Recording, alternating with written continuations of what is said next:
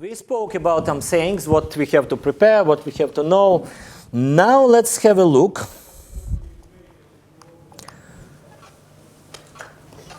How things are changing and how fast things are changing in civil conflicts. You might not be going to cover a war, but you're likely to be covering protests, like anti-globalists, whatever.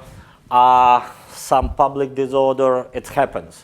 Like riots after the football game, many things, right? Now I'll show you pictures. It's Kyrgyzstan. It's after the elections. It's often happened after the elections when the result of elections are rigged and people are unhappy. So here is Kyrgyzstan, and here how the protest starts. Like angry protest, but at the beginning it was rather peaceful.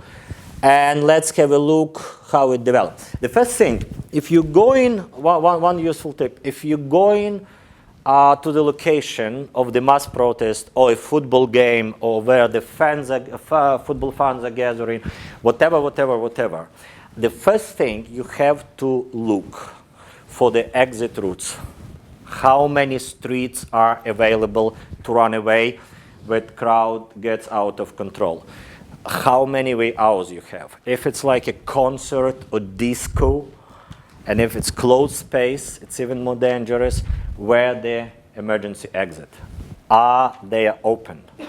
When you see the situation getting out of control, you're still filming, you're still using your camera or photo, but you're making your way through to the nearest exit you already remember. Because be absolutely sure, at some point, things will become chaos, and then it will be difficult to get out. So try to do it. If you're in the place where situation looks bad, and likely will be bad, try to film from the distance, use the zoom. Don't try to get into the very close, like tense crowd, okay?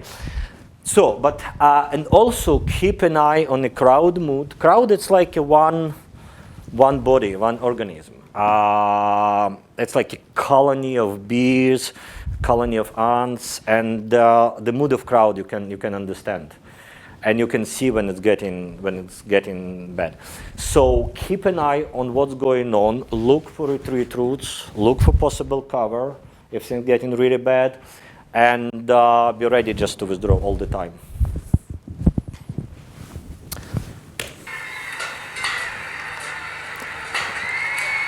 Okay. That the police trying to disperse protest. Protesters getting angry. Stand grenades, it's not live ammunition, it's stand grenade just to disperse crowd. Crowd not really dispersed. So they are going to storm headquarters of the ruling party in Bishkek in Kyrgyzstan. Police trying to stop them, then police leaving because the number of people and kind of overwhelming. Then they start riot in place. And that's basically the beginning of it was just a protest rally. We didn't have, well, pictures of the beginning of the rally, but that was like,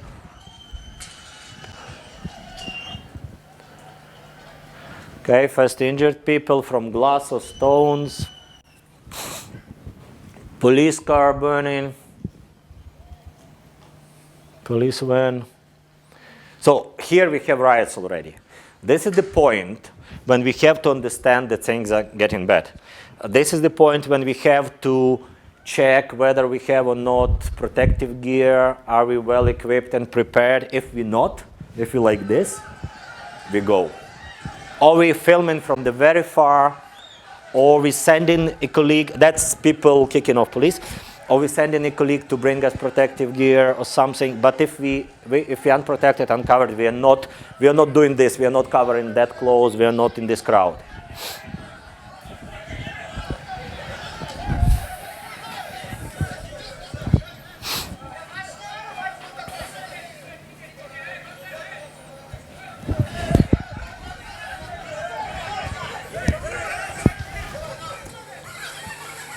I'll spool a little bit. Okay, more police coming.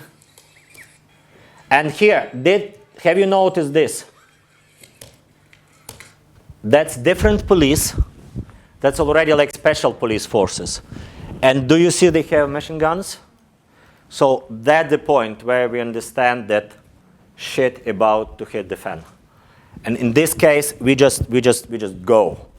If we have body armor, if we have everything, but we are not staying in between them and protesters. We are taking some like side position, and we are preparing now to big troubles. Because these guys are serious.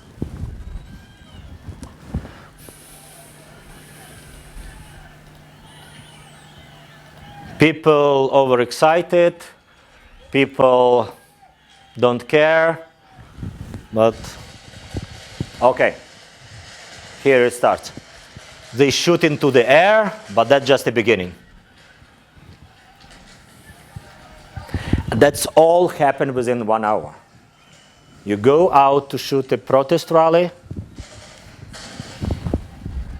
and you end up to the war,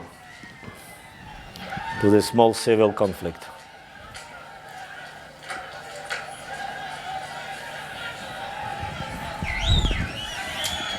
And then the crowd moving to the presidential palace.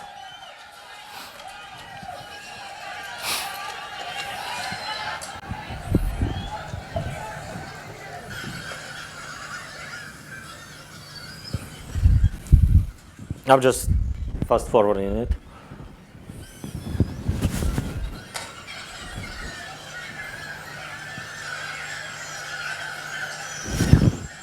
Okay. They caught some police officer or military. It's getting worse and worse and worse. Now they are moving to the presidential palace. These are trucks they got from the army.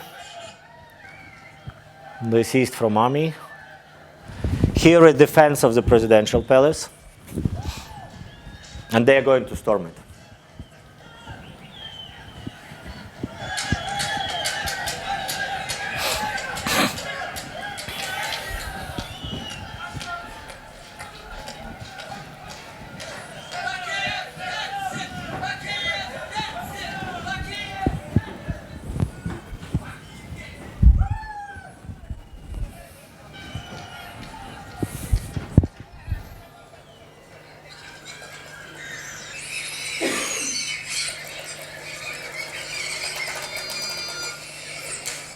Okay, they are ramming the gate, and then the security, the police shooting into people. That's already,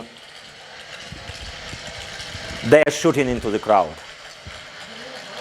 And luckily the cameraman has position on the side. And if they do things like this, don't go close to film this truck ramming gate or something, because this truck will be shot. And these people will be shot. Don't go with crowd. Just stay away. So, like again, stay in the way. You see this guy on the tripod? Very bad idea. You should be lower, because there is a chance that the stray bullet hit you is very high. But if you with crowd, that's almost your chance to be hit 100%.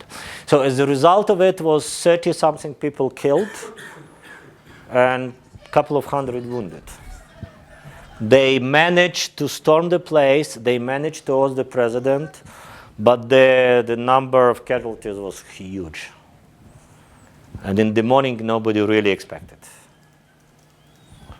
That's just for you to know how easily situations getting out of control and how things changing fast, even if it's not a war zone.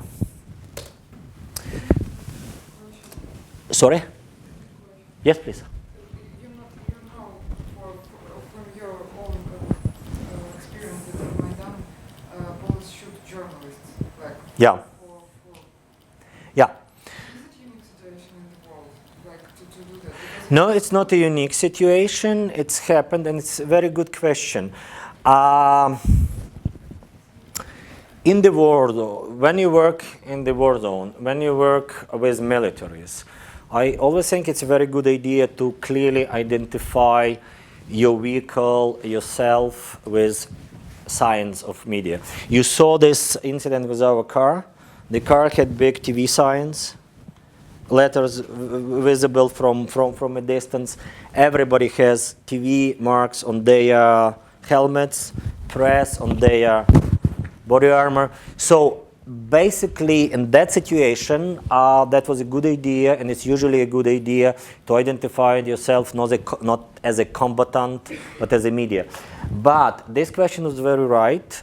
During the revolution in Kiev, during Maidan protest, riot police was very angry towards media because they basically didn't really have good support of media or something like this. They were shooting rubber plastic bullets at the beginning, and they were targeting media. They were shooting into cameras. They were shooting into the heads of cameramen. One cameraman lost eye. A lot of equipment was damaged. So that was the situation when, like, being a media meant you are the target. So in this case, what you can do, you can hide, you can try to be not on the firing line, but there are situations when media is target.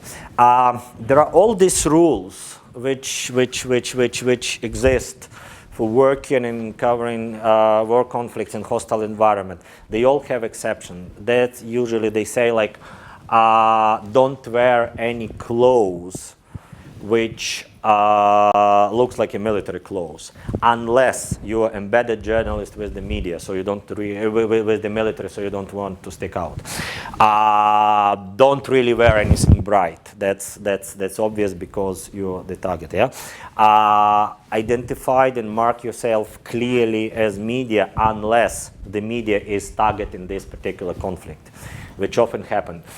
Usually not during the war, but usually it happens during the civil conflicts, especially when the government and government forces are losing the situation, and if it's like revolution in Ukraine or there in some other places when basically all media were against the President Yanukovych.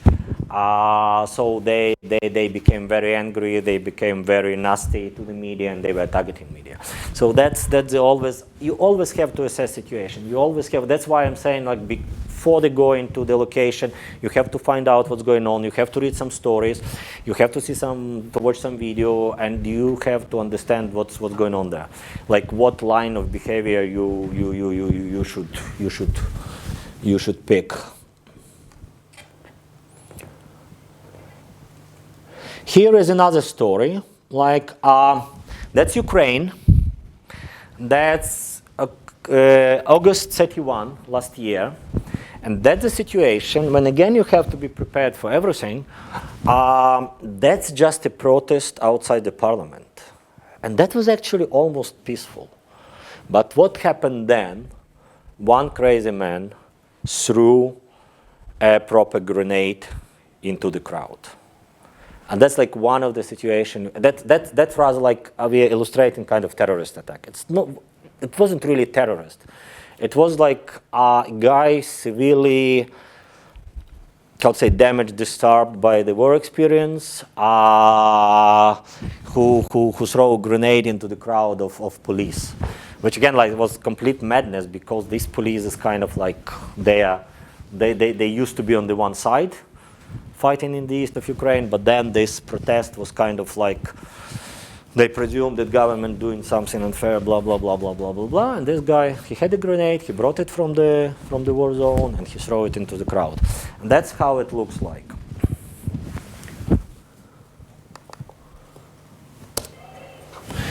So that's Ukrainian parliament. That's shot from the window of the parliament. That's the police, and these are protesters. They're like radicals. Some of them war veterans, some of them just radicals, and a party called Liberty. And it's okay. They are kind of like spilling, Fanta juice, whatever, at each other. It looked okay till something happened. Then they start throwing like these smoke things, stand grenade. Then police start throwing back, but it was still. And look at the photographers. You see where photographers are? They are in between protesters and between police because they are sure that nothing would really happen. That's supposed to be a peaceful protest. But when things starts like this, it's already a good time to move aside. Fortunately, it was like 2 policemen killed as a result of this grenade, and but fortunately, that's like our photographer in red T-shirt, like no protection, no anything, because nobody expect anything. It's between protesters and police. Not very good idea. Luckily for all media people, they moved aside when the real grenade landed. But that was just a pure accident. I would say my colleague, our cameraman, was downstairs. And I was filming from the top. I didn't supposed to film. I was editing a story. But then I just saw something going on, so I was taking some pictures from the window. He was downstairs, and he said that he was there where a grenade landed for quite some time. He just made that's the thing. Hold on. And he said he just made like too many shots, so he moved to some other locations. But like, okay, now look. At the beginning, we didn't even understand what happened because it was a lot of bangs from, you know what stand grenade is? It's not a real, it's like flashbang, yeah? So it was a lot of this bang. So when the real grenade landed, nobody really like at the beginning paid attention. But from the top, we saw that people fell down. So what was that? Yeah, here.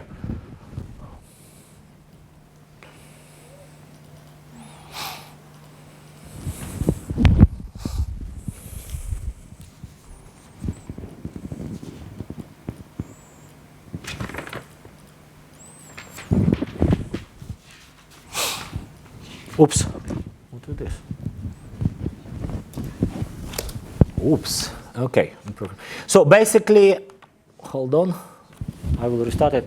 So basically, you understand again the situation, which turns very bad immediately.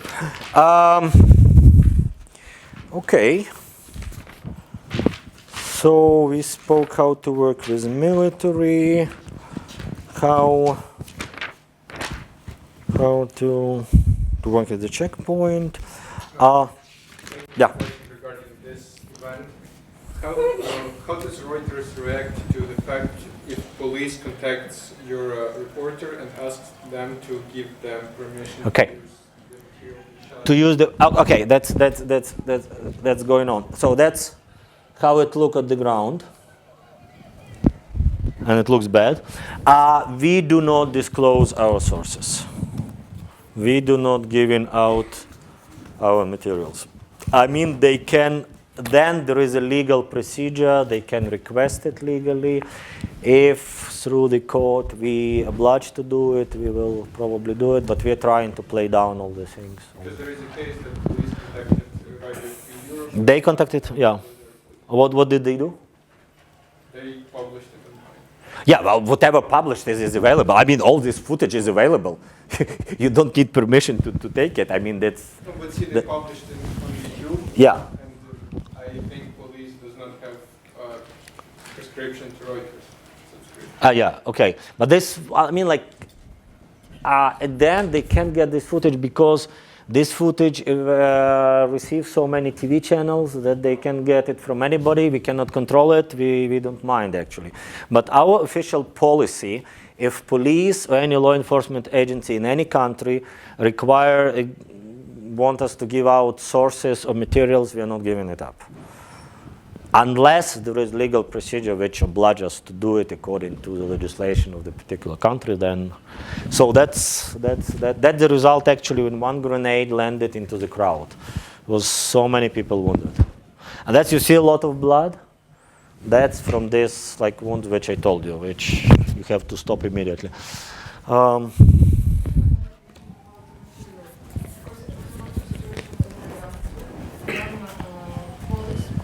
were attacking journalists and in some white places. Mhm. and broke their cameras, Mhm. or these flashcards was given away Mhm. with them. Was taken away, yeah. Was taken away, yeah. So, what to do in such situations? Nothing. Just What? give them away. Well, like if there are armed men who surround you and beat you up for the beginning a little bit and want your camera, what can you do? You will give them camera. What you will do if somebody stops you in the middle of the night with a knife and ask for your wallet? You give him a wallet. Just like we are not Superman. We are not some whatever, I don't know, extraordinary people. We're just regular people, vulnerable, and we do what we can, but there are situations which we cannot do anything. Questions? What about ethical standards? What about what? Ethical standards. Okay, ethical standards. Very good question. I mentioned already at the beginning that as doctors, as well as doctors, we have to follow the rule: do not harm, do not make damage. There are a lot of rules, and I guess you study them. For example, we don't put out footage of like really bloody scenes. We don't disclose names and faces of people. For example, when I was embedded with American troops in Iraq, I had a lot of freedom of movement with them and a lot of freedom with what I was doing. But there were several rules. I couldn't show soldiers killed in action, and before their relatives were officially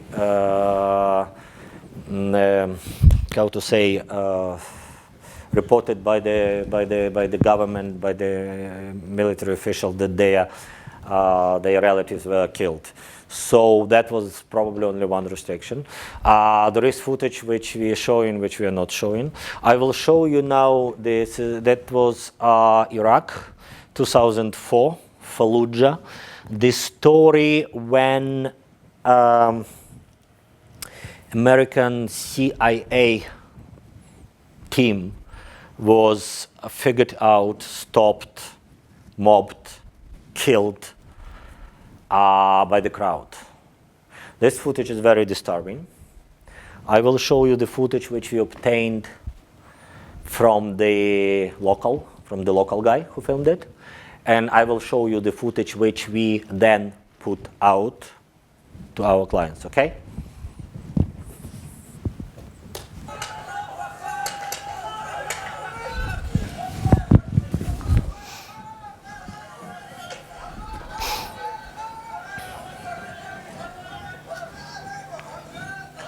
I don't really know where these people were armed or not.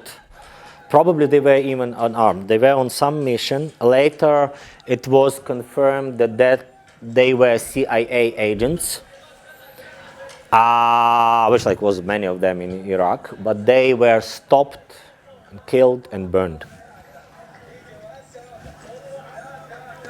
Unfortunately, at least one of them was burned alive.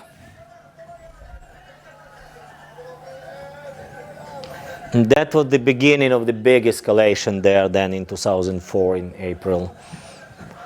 This is material from someone there? Yeah, from some local guy, yeah. You see the guy? Sorry for details. This guy burned alive. According to his position, he burned alive. He was burned alive. Safe for him? Yeah, he was like with the crowd. I mean, he was not one who was probably throwing stones, but he was local with the crowd.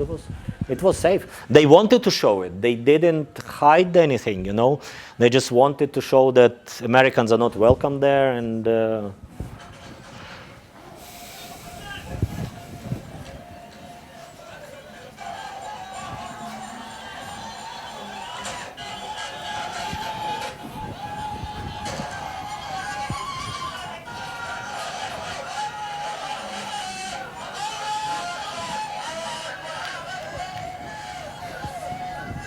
yes, it is disturbing. It's a part of your job as a TV producer or as an editor to look through this kind of crap, to edit it, to cut it, to select what you can show, what you cannot show. And believe me, doing this job, you are also very likely to develop PTSD, as well as soldiers or police officers or people who were in a situation like this. You know what PTSD is? Yeah. So unfortunately, that's one of the things which you can face if you do this job. I will spool it a little bit.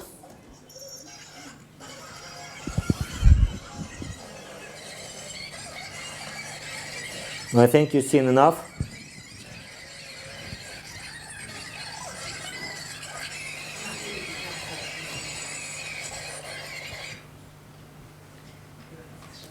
Okay, now,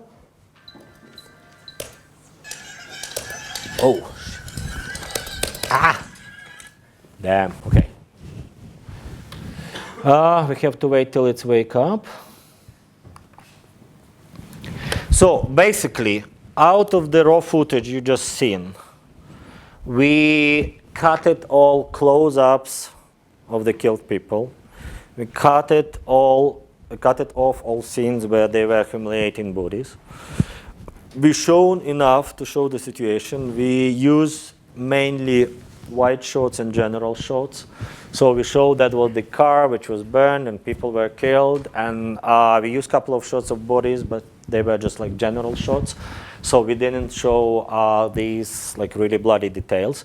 The thing about agency is slightly different than about broadcasters, because the footage, the packages we send them to TV broadcasters, to TV clients. So they have right to cut them again. So they have their own like guidelines and rules. And for example, Japanese channels will show much more than European channels, and American channels will show, North American channel will show even less of violence. So that's these like standards and rules slightly different from country to country, from culture to culture. But again, like from the very beginning, we have some limits. We don't really like give out like really bloody things. Again, like to the extent not to tell the story.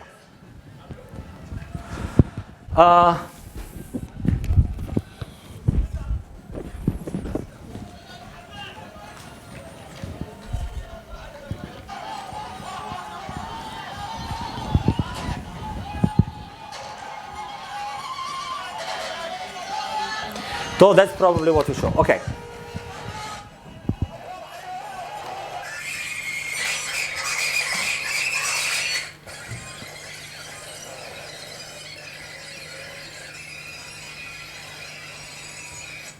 Okay. One question, because I'm quite surprised that US Americans don't show that much. You said even less. No. I'm not talking about this particular thing. I think like the level, the amount of like violent footage or scenes. That I said that has something to do with local culture, but Japanese are actually quite okay with such things. Because when the videos of the IS circulated, I saw on the internet links from British and US American media that published these videos, and for example in Germany or Austria this would be like a real no-go. Okay, so I was probably wrong. But hold on. You're talking about online media or TV channels? Well, the online channels from these. From broadcasters, from what? Okay, I'm talking about okay, so probably restrictions in Europe even stronger, and again, like probably different from country to country, but that's. Do you think, from your experience, it's depends on what kind of showing like the ISIS beheading people is something else than showing showing what conflict or who's the bad guy in it? Do you think it depends? Could be. It shouldn't be, but it could be, and it's much depend on the particular news outlet, TV channel, and I would say like would be some difference between Fox News and CNN International. So like, yeah, like it would be difference between Sky News and BBC. So I'm not that familiar with German or Austrian media, but that's depend. Yeah, does depend. Now, another thing, detention or arrest. What to do if they arrest you? First of all, whenever you travel, whenever you're operating, whenever you're working in hostile environment on a war zone, you have always to be in contact with your editors, with your home base. Every day you should write them or call them saying where you're going, what your route is, where you plan to be. That helps in case, like if something happened to you, you disappear somewhere, they know where to look for you, right? Another thing is, again, like if you have a big team working on the ground, your team members have to know where you're going if you're going alone. For example, if you operate in some like dodgy areas and you have some local person or local contact who suggests he or she has some information which he wants to give you, always try to either invite this person into your hotel or your place where your operating base is. If this person refused to do it for whatever reason, like his or her own safety, try to meet this person in some public place. Never ever go to some places which are remote. Never ever agree that somebody will send a car to pick you up and take you to the contact who's supposed to give you some information, because it's most likely a trap. It's very likely that you will be kidnapped. What happened if you kidnapped? I mean, I'm not an expert at all here, but just when I was on hostile environment training, we had this kind of exercise where they accidentally kidnapped you. And that's quite some experience. In my own career, I was once briefly kidnapped. Well, it wasn't really kidnapped, it was kind of robbery, but that was bad robbery when I was kind of kidnapped. And that's quite unpleasant experience, because at some point you realize you can be killed. In the situation with us, we were kind of lucky because the other person, we were traveling together, and my colleague was lucky to escape. At the beginning when that was happening, we just took the wrong, that was early 90s, we took a taxi from airport in Tashkent in Uzbekistan, and we had to go to Tajikistan for the long road. And there were two guys in the car, which didn't raise much suspicion because the journey has to be like 8 hours or something like this. They negotiated price, which was another indication it's a proper taxi. They bargained for the good price. We gave them the good price, and at some point we just realized that they're going somewhere else. Fortunately, it was still in Tashkent. It was still in the city. Then we realized that the doors in the car, the back doors where we are sitting, are locked, and we cannot get out. Windows couldn't be pulled down as well. So luckily in this situation, my colleague, she started screaming and bumping into the car window when the kidnapper's car stopped on the traffic light, and that was next to the bus stop. So it was a lot of people there. So one person from the bus stop, which saw that something going wrong, ran to the car, opened the door from outside, and let her out.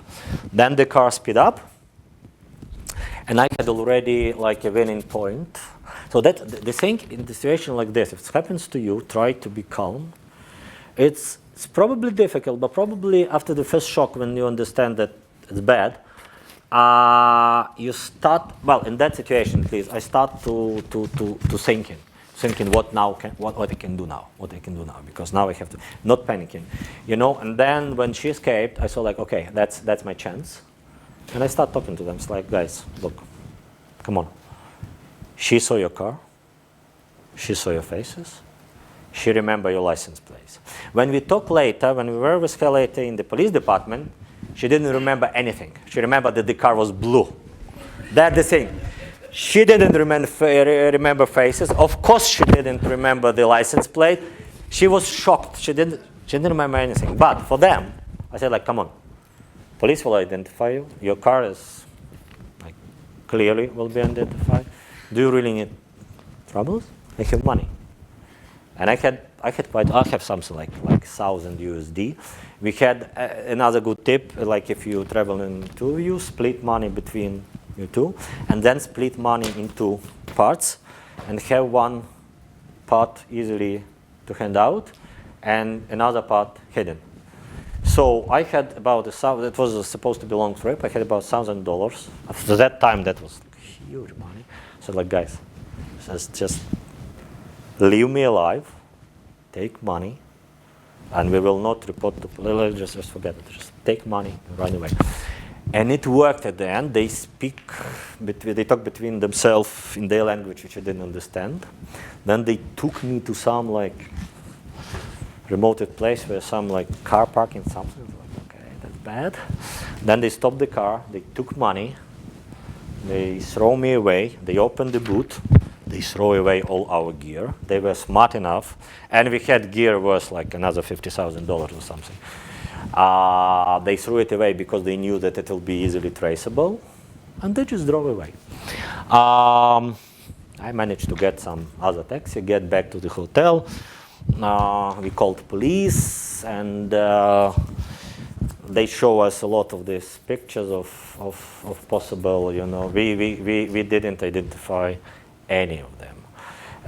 My colleague showed two guys, I showed to another guys. I pointed to another guy. So they're just like, that's difficult, you know. But that was not the main thing. The main thing, we were alive, we had our gear, and next day we continue our trip.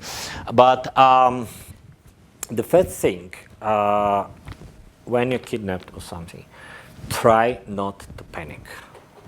If they put a sack on your head, it's a pretty bad experience. They didn't do it to us, but they did it for us on the training in a situation where they didn't expect. And that's really like something when you lose your senses, it's just like really, you're panicking. But then just try to calm down. First thing, what they suggest, experts suggest, to remember as much as you can. To remember, even if you blindfolded, remember some noises, remember some smell of something, remember something, how long, try to figure out how long they were driving you somewhere. That's something which can help you, right? Then once they talk to you, there is always the situation when you still can escape, and there are no suggestions whether you have to do it or not. If you can figure out that group attacking you, if it's like ambush or something, are they armed or not? Are they well armed? Can they kill all of you? If it's just a group of people which is not really armed with like Kalashnikov or something, you can try to escape.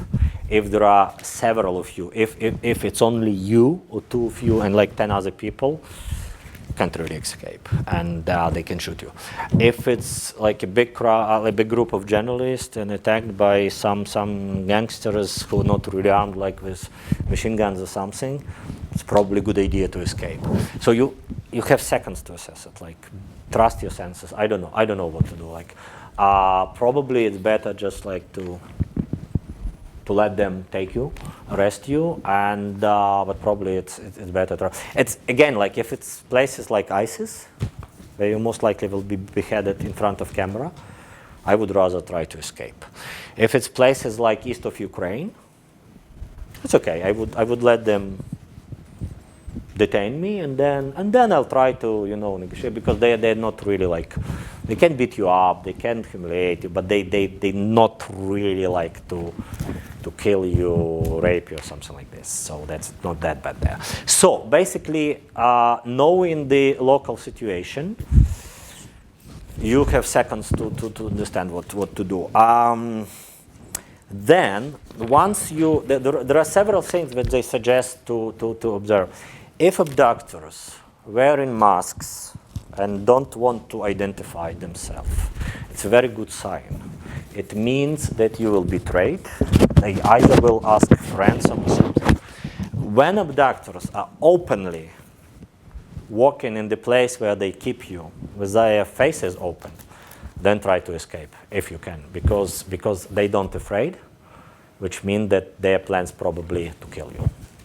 That's like two indications. Though it's again could be maybe they just too arrogant to do it. Once talking to them, well, if they keep you for ransom or something, so they keep you, they feed you, they give you at least some food, something. There are several like very basic rules. Never try to confront them, because it doesn't work. They armed you not. But behave with dignity. Don't be hysterical, don't cry, don't beg them. Try to talk, try to negotiate, try to say like, okay, my company can pay. Well, like, first of all, don't offer ransom, but try to find out what they want. Why did you arrest me? Why did you take me? What do you want? Like, but behave with dignity, but be compliant. So not confronting, but at the same time, like not to be like too much of a victim. As long as they treat you as a human being, not somebody who just like lost all dignity, everything, they treat you better. If it's long detention, try to talk to them. Try if it's possible. If you can speak one language, you know, it's always help. Like if you have pictures of kids or like little brother or mother or something, try to play on some like family sense. That's really works. And at some point, if you understand that they need some ransom, something, try to contact your office, try to contact your company, your media, and just like to walk this way. But the main thing, I mean, like I don't have many like suggestions because that's complicated and there are special experts. But two things: be calm, be quiet, not panicking, think of what's going on, and behave with dignity, but not aggressively. That's the thing. The same, more or less, the same rules if you're arrested by local like officials, police. That's much easier. That usually means no harm, but that can mean a detention, like official detention for some time. So also, like, don't try to tell them, oh my God, I don't know, Reuters or CNN or RF, like, and who the hell you are? You're just like some petty police officer from Namibia. Man, bad idea. Really bad idea. They don't care who you are. They should be respected. They should understand they are in charge of the situation. And again, like, don't be, oh, like, sorry, but just like try to talk to them, okay, sorry, what did they do wrong? Like, no. If they just, usually it lasts several hours and they let you go. Sometimes they can keep you overnight. Usually it happens when they want to prevent you from filming something or from doing something. So the real reason is like not to let you to do your job. Unlikely that you made any like serious violation, unless like that was the case when journalist car by accident killed the pedestrian or something like this. Like that can lead to serious troubles, but then again, like it could lead to troubles everywhere. But again, like if it's brief detention, then it's fine. It's no problem. If it looks like more or less like they put you into custody and you wait for some trial, whatever. Well, then again, try to contact your embassy. Like these rules are simple. If you take again like some medicine you have to take on a daily basis, you don't have it with you, please insist you need a doctor. In most cases, they will provide it, and please explain that you need it, like diabetes or something, just like. They will likely, again, be cooperative. So it's always better to be arrested or detained by any government forces, even if they are bad guys. But they are more organized, they are more civilized, and they by nature play under some rules. And it's worse if you detained, arrested, or kidnapped by some gangsters. But the general rule: don't panic, don't be aggressive, don't try to tell them that they are nobody but you are so important, like generally something like this. Be compliant, but remain your like dignity and just like try to be more or less, on to be equal. But like if you authority, you armed, like I comply with what you want. I guess I missed some other important points. Well, not like too much, but that's what I could sort of when they offered me to talk to you. And I will appreciate any questions if you have them. And that's it basically. Do you have like any routine where you report like to your office? You're fine today. Everything okay? Or Yeah. That's what I was mentioned briefly. There is daily routine. In the morning, we either send our like daily outlook, or we call, or we email. We send in that today our crew is going on the route. For example, like in the eastern, if you cover in the east of Ukraine now, we were covering from the side of Ukrainian government forces. There are two main like principal cities where you can be based. One is Kramatorsk, one is Mariupol. If you look map, they're covering like different sectors of this conflict. There are a couple of other places where also like you can find some proper accommodation, like Artyomov, Slavyansk. I'm saying. So our office know where our base is. They have like all our phone numbers. They have like landline phone numbers. They know where we're staying. Every day or the night before, in the morning, we send in them an email, some saying like today we are planning to go to this place, and we will try to reach, for example, Debaltsevo or something. So they know our route. They know where we're living. Then let's say we are calling them from the last safe place when we're entering a like battle zone. I say like, okay, now we are here, and from here on could be no phone network, etc. So don't panic if you cannot get in touch with us for several hours. So now we are like on the mission. Once we are back to the safe land, we call office, we say, okay, we are based back on the safe land, everything is fine, or not everything is fine, yeah. Now you can expect story in 2 hours, blah, blah, blah. So we do these regular checks, you should do these regular checks, because once you disappear, they know your last location, and they probably know where to start looking. You just make life easier for your colleagues. So that's what we are doing. What's your impression of the coverage of the war in Syria? I didn't go there myself. My impression that coverage, that amount of footage, the amount of material coming from there is quite sufficient. There is a lot of coverage by locals.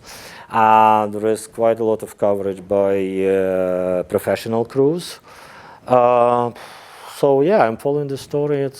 It looks okay, but again, like if you were following Ukrainian story, you probably also thought, well, it's okay, because the amount of material on TV, on internet was big, but how much was from one side, from another side, how deep was coverage, how deep was every story, it's hard to appreciate.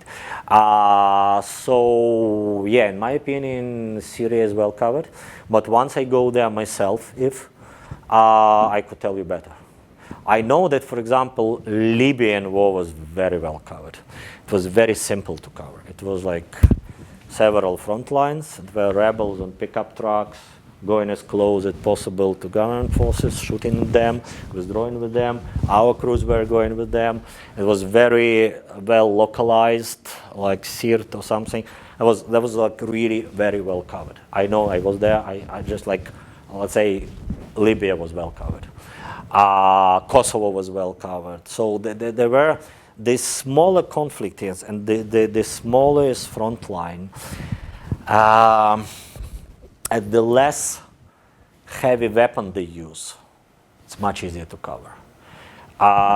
In Ukraine, the front line is about 400 kilometers. It's a lot. And it's 400 kilometers not on the highway. It's 400 kilometers of like heavy terrain, which can be accessible from different roads. So like to get from point 1 to point B, you probably have to make a circle like this. Not probably, you have to. And as I said, like a year ago when we were trying, these pictures, that's 5 kilometers, 5 or probably 8 kilometers to the Baltso. So we couldn't even get to the main action. This whole road was shot because that was the supply road, where you saw later that like APC was coming, yeah. So we couldn't make this road because you drive in, then you get under this, and it was not the single time. It was the one time we filmed it, but we were shot several times. So that's the thing. If they use aerial weapon, which covers like big squares with like heavy artillery or rockets or something, that's very dangerous. We were based in Kramatorsk, which is also a quite big industrial city, where was Ukrainian army headquarters, and that was like 40 kilometers from front line. And one day it was shelled by Uragan missiles, tornado missiles, and there were people killed and there were casualties in the city. That was like they used rockets. Rockets with cluster bombs inside, which were quite bad, which had the range of what, like 60 kilometers? So it was like 45 or something kilometers from the place where they could shoot. Like nobody expected it. We went to cover the front line. On the way back, we saw like tweets that explosions in Kramatorsk. We saw like, what? Like how? It's like far back, you know. Once we came there, we saw like, yeah, it was like about 18 missiles landed. 4 of them or 6 of them landed in this like airfield, which was used as a military base for Ukrainian troops, and another 12 was spread around the city, with injuring and killing some people. So, okay. Do you go to every war zone Reuters wants you to go, or has there been one war zone where you said no, I don't want to go? Okay, you always have choice. They never push you. Usually there is a pool of people who have experience, who are going quite often. Yes, you can refuse, and it won't affect your career in any way. So it's up to you. Many people want to go because it's an interesting story. I often want to go. Sometimes I don't want to go. I didn't want to go for quite some time to Libya, and they were not sending me. I think I just went at the end because at some point I said like, okay, like everybody already was there, so I can't really make all my friends go there. So it's probably time to say, okay, I will. And I was very lucky because I came at the very time when Gaddafi was taken. We were almost next to it. There was a big chance that we would see him still alive, and yeah. So no. You can refuse. You can. There is it's like only on volunteer basis, and it's not paid extra. Oh yeah, one thing I forgot to mention. One very important thing. If they want to send you to the war zone, please find out what your life insurance is, what your health insurance is, what your conditions are if something happened to you. That's very important. Don't go without it. So our insurance, our coverage is very good and very well, and but there are 2 rules. They never send you if you don't want to send, want to go, and they never pay you extra for covering war zone. That's like because that will be kind of like encouraging people taking risk. That doesn't concern freelancers. If you're a freelancer, of course they would pay you, I don't know, like 100 euro per day or 200 euro per day in Vienna, and you probably won't go for 200 euro per day to Tripoli. So you can, if you're a freelancer, you can negotiate whatever price you can. It's up to you. But if you're staffer, as me, the salary in Kiev, salary in Libya, salary in Vienna would be the same. How do you handle it if you work embedded? Sorry? How do you handle it if you work embedded with the military? Mm-hmm.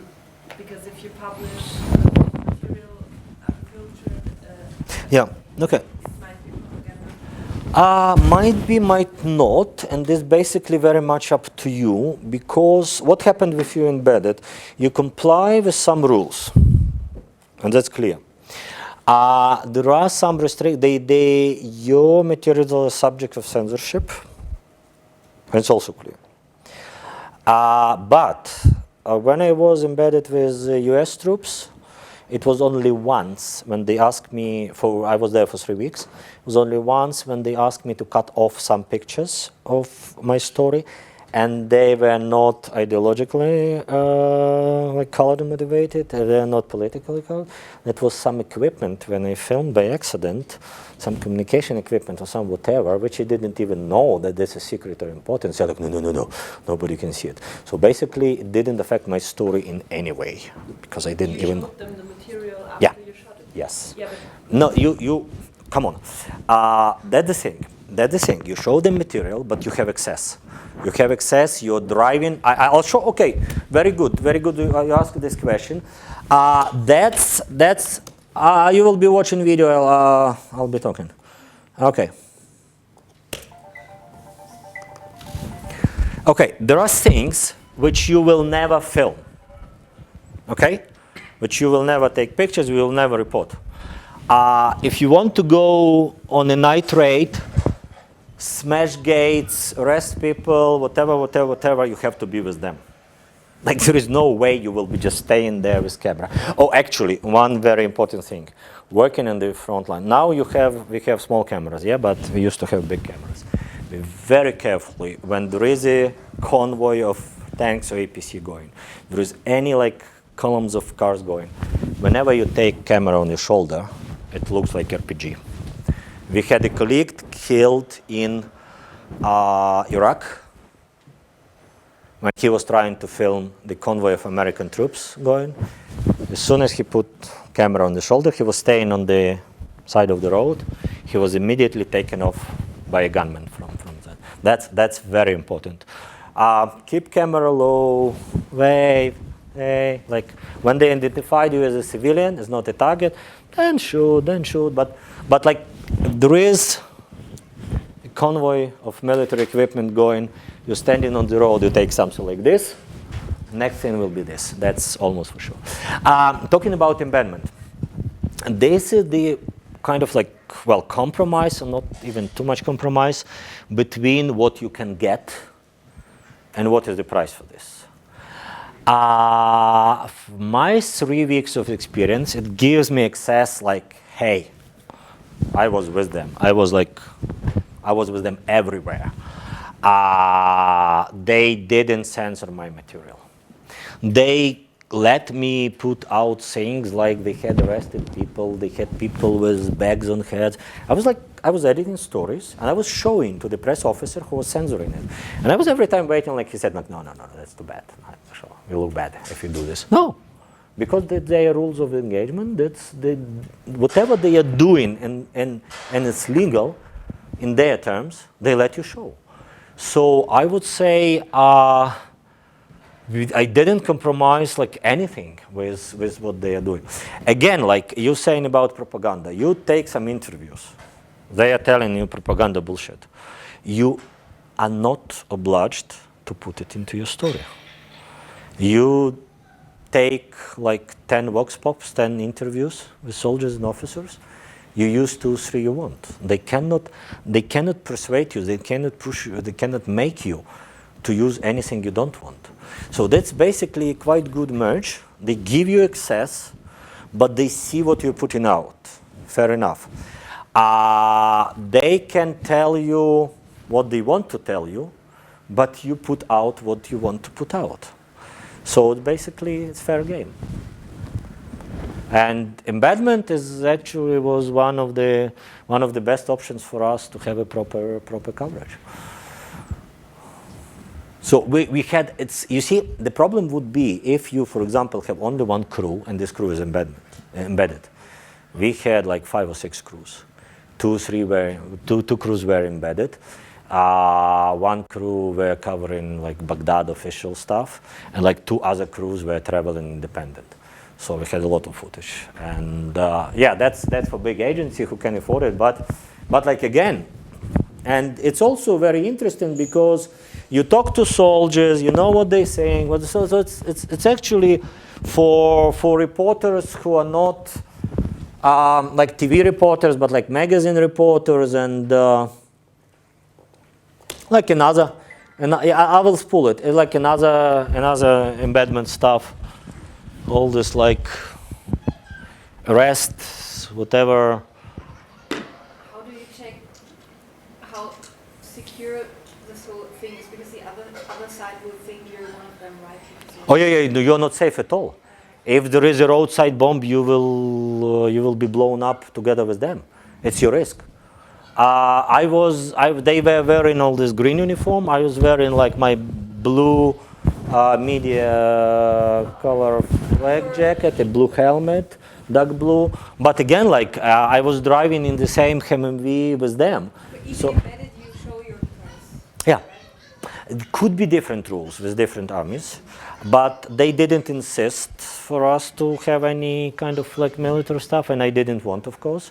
So I was like, yeah, in some instances, was like here, I didn't really feel like easy and well when these poor kids and women sitting there and I am with them filming, but that's like, well, what can you do? It's your decision to do an embedded action. Yeah. Look, I was with them for 3 weeks. Every time I was staying like with kind of the place where I was staying, and it was an officer or soldier coming every time and saying like, okay, do you want to go with us on this or that mission?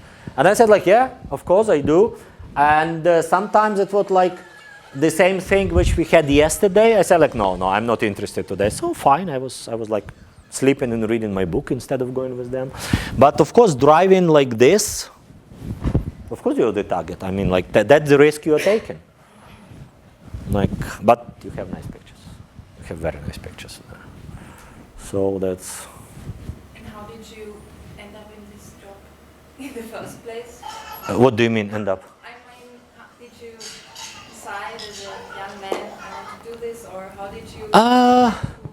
Well, that's happened. That's many things happened actually by accident because I was I was a young journalist. I was looking for a job. I was looking for any job, and that was time when Soviet Union was falling apart, and that was the time where they every second republic, which was fallen from Soviet Union, had some armed conflict.